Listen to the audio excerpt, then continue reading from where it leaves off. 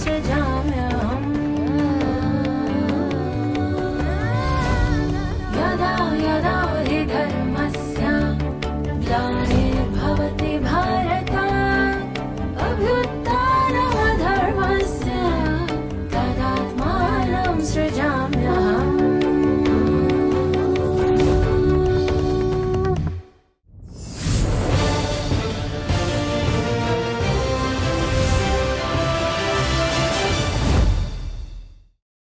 वणक्कम. ओम शांति.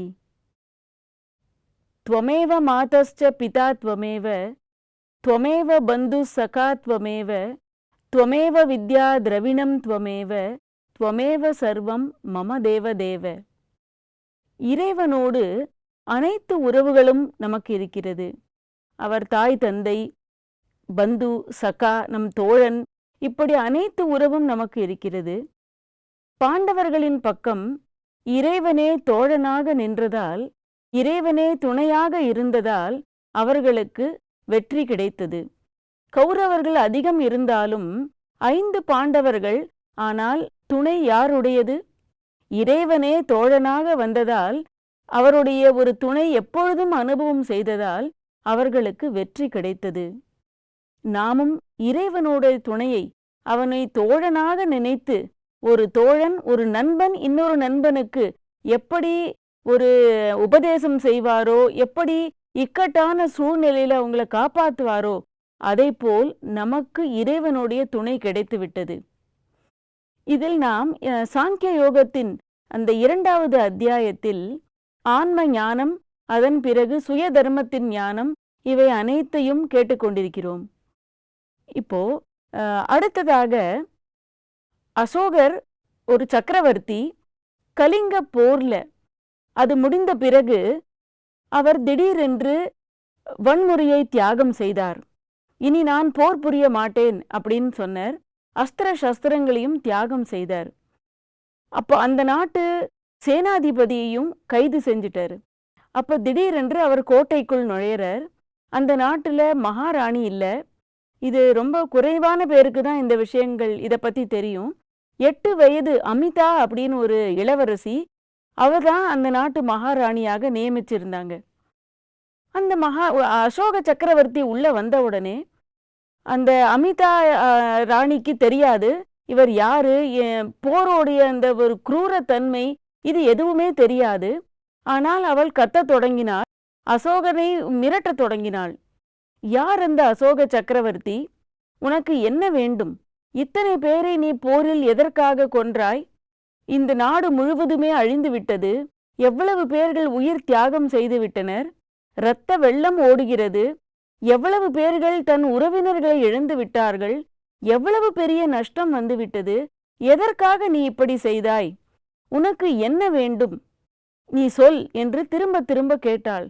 ஒரு துளி பயம் அவளுடைய வார்த்தையில், அவள் முகத்தில் இல்லை. எதிரில் நிற்பது அசோக சக்கரவர்த்தி என்று இப்பொழுது தெரிந்து கொண்டாள். ஏன்னா அவர் பதில் சொல்றார், எனக்கு இந்த சிம்மாசனம் வேண்டும் அப்படின்னு சொல்றாரு. அந்த சின்ன குழந்தை தானே, சிம்மாசனம் தானே வேண்டும், நீ எடுத்துக்கொள், நாங்க வேற செஞ்சுக்கிறோம். ஆனா இந்த போரை நீ நிறுத்து. இந்த போர்னால உனக்கு என்ன கிடைச்சது? இத்தனை பேருடைய இரத்த வெள்ளம் ஆறா ஓடிட்டு இருக்கே, இதன் மூலமாக உனக்கு கிடைத்த லாபம் என்ன? இத்தனை பேருடைய ஒரு சாபம் உன்னை தூங்க கூட விடாது. உனக்கு இந்த போரினால் நீ விரும்பியது கிடைக்கப் போவதில்லை. ஏனெனில் உனக்குள் இருக்கும் இந்த பசி, இதுதான் பேராசை. இது உன்னை பயத்தை தூண்டியுள்ளது. இந்த பயத்தினால் நீ போர் செய்து அனைவரையும் அழித்து நீ சக்கரவர்த்தி ஆக வேண்டும் என்று நினைக்கிறாய். இந்த பயத்தை நீ தியாகம் செய் என்று கூறினாள். கேட்கும் பொழுது அசோகருக்கு மெய் சிலிர்த்து விட்டது. இவ்வளவு சின்ன குழந்தை இவ்வளவு பெரிய விஷயத்தை நமக்கு தைரியமாக இவ்வளவு அழகாக எடுத்து கூறுகிறாளே அப்படின்னு யோசிச்சுட்டு, அடுத்த நொடி அவனுக்குள்ள அந்த அசோகருக்கு வன்முறையை பற்றிய ஒரு ஞானம் பிறந்து, நாம இப்படி செய்யக்கூடாதுன்னு வைராகியம் அவர் தியாகம் பண்ணிடுறாரு. அடுத்த நொடியிலிருந்து இனி நான் போரே செய்ய மாட்டேன் அப்படின்னு சொல்லி. இப்போ மனதிற்குள்ள இருக்கிற பேராசையும் பயத்திற்கு காரணம். ஏதாவது ஆகிடுமோ மனதுல புத்திய பயம் ஆக்கிரமிச்சுட்டாக்க என்ன ஆகுறது அப்படின்னாக்க, அந்த நேரத்துல என்ன ஆகும் அப்படிங்கிற ஒரு பயம், அதனால நம்மளுடைய ஒரு நடவடிக்கைகள் தவறாக போகிறது. அப்போ அதனால இந்த பயம் வரக்கூடாது. அர்ஜுனனுக்கு நீ இந்த அபகீர்த்தி உனக்கு வரக்கூடாது.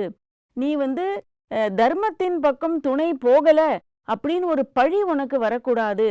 இந்த மாதிரி நீ செய்தாக்க நாளைக்கு மக்கள் உன்னை என்ன சொல்வார்கள்?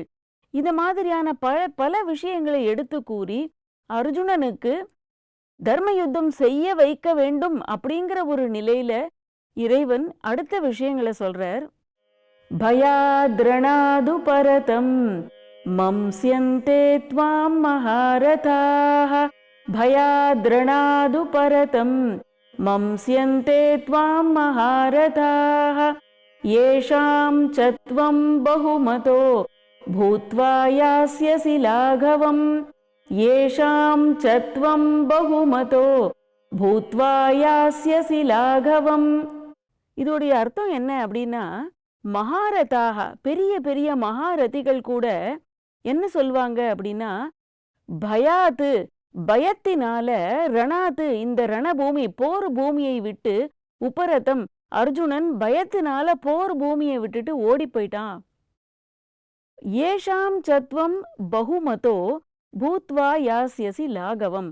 அதாவது இப்படி பல பேர் உன்னை சொல்லும் பொழுது, உன்னை ஏளனமாக பேசும் பொழுது, உனக்கு நீ ஒரு பூத்வா யாஸ்யசி லாகவம், நீ ரொம்ப நன்மதிப்பு அடைஞ்சிருந்த. ஆனா லாகவம் அப்படின்னா ரொம்ப சிறுமையை நீ அடைஞ்சிடுவ. இது உனக்கு அழகல்ல. பயத்தினால போர்லிருந்து புறமுதுகிட்டு ஓடிட்ட அப்படின்னு உன்னை யாரும் சொல்லக்கூடாது. ஏன்னா இவ்வளவு பெரிய மகாரதி நீ வரலாறு எழுத வேண்டியவன், வரலாற்றுல நீ ஒரு முன்னோடியாக இருக்க வேண்டியவன்.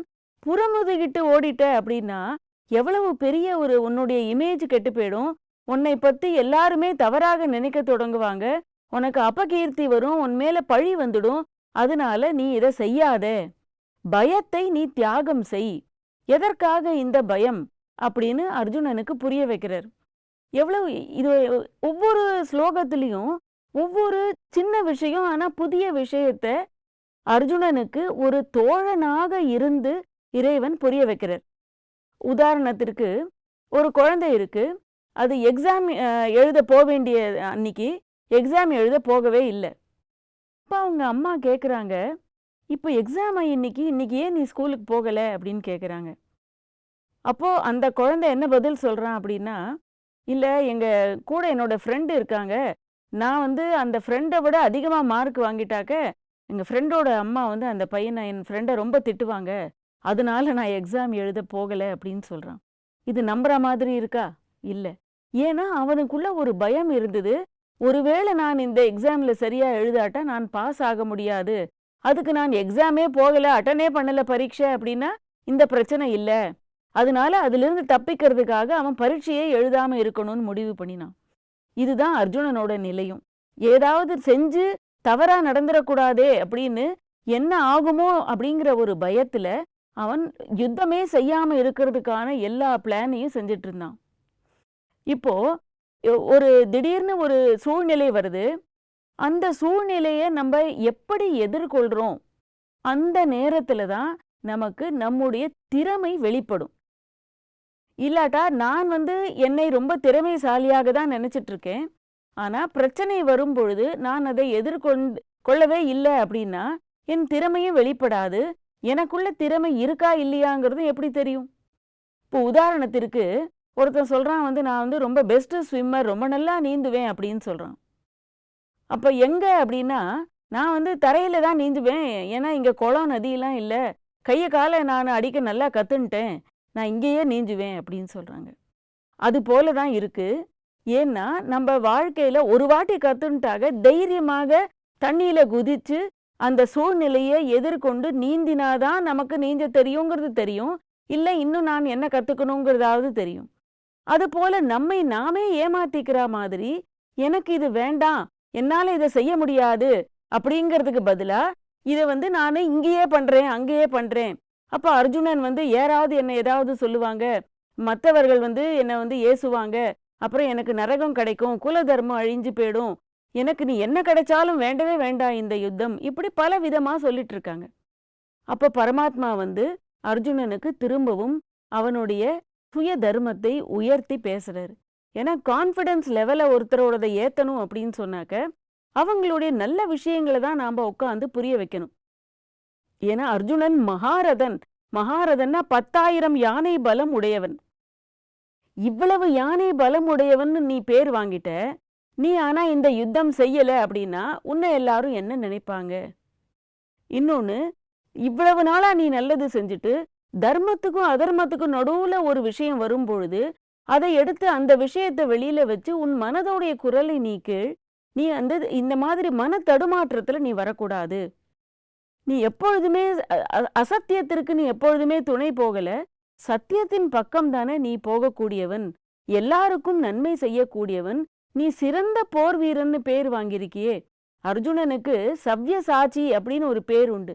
அதாவது 2 கையாலேயுமே அவன் அம்பு விடக்கூடியவன். அந்த அளவுக்கு அவனுக்கு திறமை இருந்தது. இவ்வளவு போர் திறமை உள்ள நீ ஏன் நீ போர் புரியல அப்படின்றதுக்கு எந்த காரணமும் இங்க இல்லையே.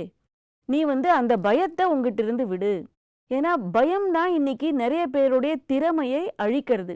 எனக்கு எல்லாமே தெரியும், ஆனா 11th ஹவர்ல அர்ஜுனன், எல்லாம் தெரிஞ்ச அர்ஜுனன் ஏன் ஃபெயில் ஆயிட்டான்? அவனுக்குள்ள ஒரு பயம் வந்துடுது, சந்தேகம் வந்துடுது, குழப்பம் வந்துடுது. அதனால இப்போ இந்த மாதிரியான சூழ்நிலையில தர்மத்தையும் நான் கடைபிடிக்கணும், ஆனா தைரியமாக நின்று சூழ்நிலையும் நான் எதிர்கொள்ளணும். அப்படின்னா நாம என்ன செய்யணும்? பரமாத்மாவையே நம்முடைய தோழனாக, நண்பனாக, துணையாக நாம வச்சுக்கணும். அது இல்லை அப்படின்னாக்க அந்த சூழ்நிலையில நமக்கு தைரியம் கொடுப்பது யார்? அதனால இந்த கீதைங்கிறது ஒரு சைக்காலஜியை புரிய வைக்கிற அளவுக்கு பரமாத்மா அர்ஜுனனுக்கு உட்காந்து மெதுமெதுவா எல்லா விஷயங்களையும் புரிய வைக்கிறார். இந்த மாதிரி அதாவது பிரசிடென்ஸ் ஆயிடும். நீ ஓடி போயிட்ட அப்படின்னாக்க இந்த வரலாறே எழுதப்படும். நீ இவ்வளவு பெரிய போர் வீரன் இன்னைக்கு பயத்தினால புறமுதுகிட்டு ஓடினான் அப்படின்னு சொல்லி. அதனால நீ இந்த வேலையை செய்யாத, பயத்தை தியாகம் பண்ணு, நான் உன்னோட இருக்கேன். ஏன்னா முழு மகாபாரத யுத்தத்திலையும் எப்படி காட்டியிருக்காங்க அப்படின்னா, அக்ஷோகினி சேனை நிறைய அங்க இருக்கு, ஆனா இங்க கூட யார் இருக்காங்க? இறைவனே அர்ஜுனனுடைய ரதத்தை, நம் அனைவருடைய வாழ்க்கையின் படகை, ரதத்தை ஓட்டக்கூடியது இறைவன். அவரே நமக்கு தோழனாக கிடைத்த பிறகு நாம் எதற்காக பயப்பட வேண்டும்? ஓம் சாந்தி.